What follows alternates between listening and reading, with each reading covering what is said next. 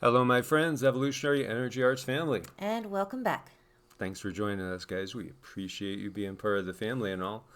So, if you remember, just a little while ago, actually, was it yesterday or the day before, we were talking about what Cindy had gotten and about the fact that we're going to be looking at probably a blackout situation. She saw the power out as we had talked about, and she saw it probably coming from the sun, or at least apparently the sun was the cause of the power outage to come. Yeah, I saw this rod pointed at the sun, and it may have been more of a laser. So it seems like it was something that came from the sun, but it was also artificially stimulated. And we had talked about different levels of civilizations on the Kardashev scale with their technology and what would be possible. And then we see here on Earth's sky, we see the sun is becoming active again. So you have a giant sunspot region, AR 2781.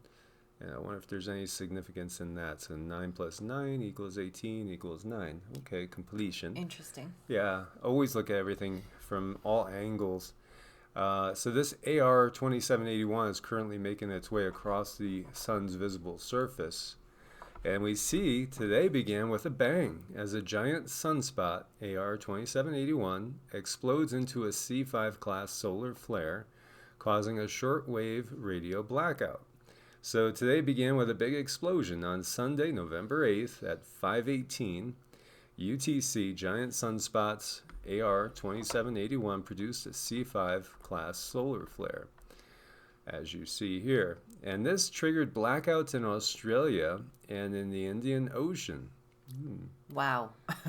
And just the other day we were telling you guys that this is what she has seen that we had gotten from the galactics and the guides. Yeah. And we see the area here of the impact. The resulting pulse of radiation caused a 20-minute long shortwave radio blackout over Australia and the Indian Ocean, reported by mariners, aviators, and ham radio operators at frequencies below 10 megahertz. And what Cindy had seen was the impact of what is potentially to come was going to affect more of the Western Hemisphere. It seemed like Europe still was good, most of Asia was still good. So just as you're seeing this right here, the area that was affected, she saw something affecting more of the Western Hemisphere. Yes, I just look at this and how things are ramping up, and we don't know when it's going to happen, but I feel like we are going to have some kind of a notice. Well, yeah, a lot of times, like, if we will have a notice with this. Yeah, Yeah. we'll see the activity and the eruption. And stronger eruptions are still possible for the next days, and they will all be geo-effective, directly targeting our planet. So it's all about how things are facing, and we are in for interesting times. There's been so much talk about 10 days of darkness. And what exactly does that mean? Because we know there are powers that be that can take down the internet, for instance. And, of course, there's hacking going on all the time. There's different groups out there that just want to do nothing but create chaos. So we see the largest sunspot of the new solar cycle is indeed facing Earth and will stay in this position for a while. According to NOAA forecasters, sunspot 2781 has a beta-gamma magnetic field that harbors energy for M-class flares. The latest are 10 times more intense than a C-class flare. And then, of course, we have the X-class, something along the lines of a Carrington event. So, this is very curious that we just talked about this, and then, boom, there you go. Yeah, there we go. So we see right here, radio blackout forecast for November 8th through November 10th. You can see a R1, R2, 15% chance on the 8th, the 9th, and the 10th. R3 or greater, 5% chance. And this is all due to that region. So, we are most definitely going to keep our eyes on that, as we've been keeping our eyes on the skies. And look at this. That looks like kind of looks like it, was an impact. As we see here, this is so cool. Norway was just hit by a meteor last night. Well, as long as nobody was hurt, it's absolutely stunning and beautiful. And we were talking about how some meteors are worth a lot of money, because of the composition. Yeah, I would be out there looking.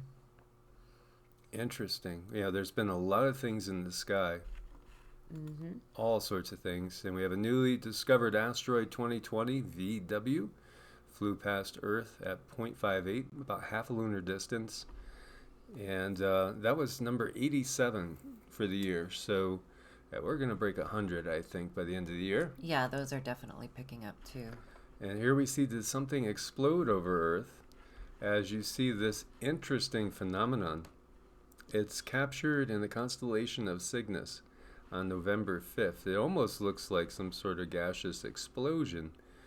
Now, what they say, though, is unfortunately it probably most likely was basically from one of the basically one of the rockets that's launching satellite after satellite after satellite up into space. Oh.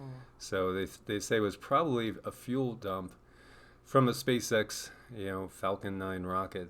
So it's Elon, that is whatever he's doing up there. I know, I wish he wouldn't tinker with space. And we see here we have a warning of a major eruption that may be imminent at Merapi Volcano in Indonesia. And so aviation color code is at red right now over there. Merapi has been pretty busy in the past. Another potential explosion there. Well, and people have been evacuated from the area. I'm glad they're safe. And then, you don't see this all the time. And a 3.6, and when you look at this, you can see it's right here, just off of Massachusetts, south of New Bedford, a little bit southwest of New Bedford, Mass. I know this area pretty well, as I used to spend a lot of summertime on the Cape and Martha's Vineyard as a kid. It was a beautiful area. 3.6 is, we've seen a lot of unusual quakes, and that's another one that's kind of unusual.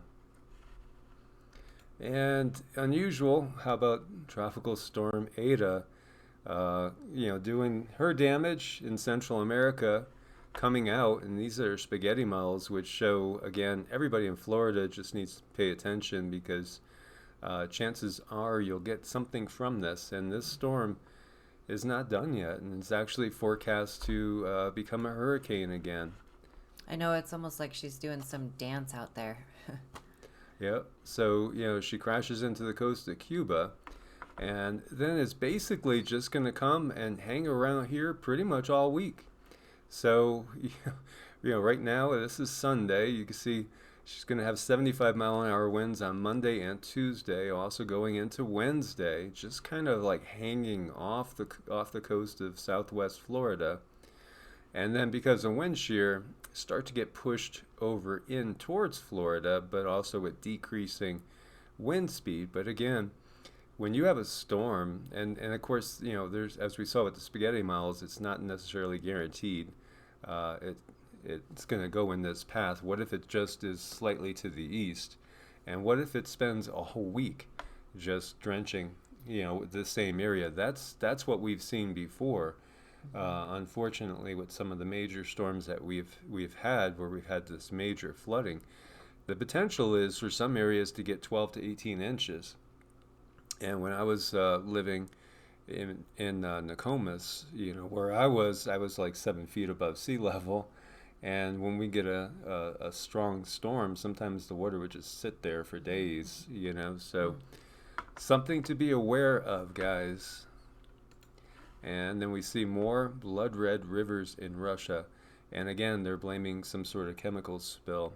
It seems like, doesn't seem like they do a great job in Russia. Not that, the countries of this world globally do a great job with taking care of things like these chemical spills and avoiding them in the first place. I know, it's pretty sad. We keep seeing this over and over and over.